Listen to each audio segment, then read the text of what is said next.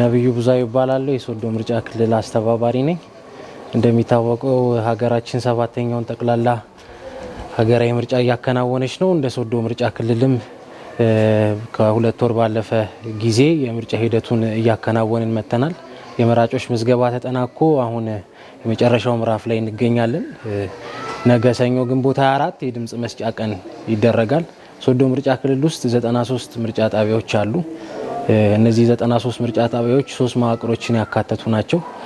ዛሬ የሶዶ ምርጫ ክልል ውስጥ ወዳሉ ምርጫ ጣቢያዎች የድምጽ መስጫ ቁሳቁሶች እየተሰራጩ ይገኛሉ። ኦልሞስት ትናንት ከ85% በላይ አጠናቀናል። ዛሬ ቀሩትን እያጠናቀቅን ነው።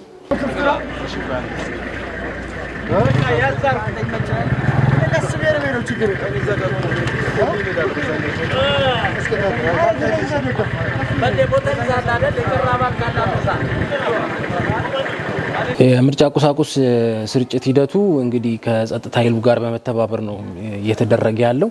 በ93ቱ ምርጫ ጣቢያዎች የጸጥታ ኃይሎች ገብተው መራጩ በነጻነት ጸጥታው ተጠብቆ ድምጽ የሚሰጥበትን ቀን እየተጠባበቁ ነው። ልክ እንደዚሁም ደግሞ ወደ የምርጫ ጣቢያው የሚሄዱ ቁሳቁሶች በፖሊስና በጸጥታ ኃይሉ ድጋፍና እጀባ ነው እየተሰራጩ ያሉት። እስካሁን ፍጹም ሰላማዊና ጤነኛ የሆነ የምርጫ ሂደት እያከናወንን ነው። ነገም ደግሞ ከጸጥታ ኃይሉ ጋር ከህዝቡ ጋር በመተባበር ሰው ድምጹን ይሰጣል ብለን እንጠብቃለን።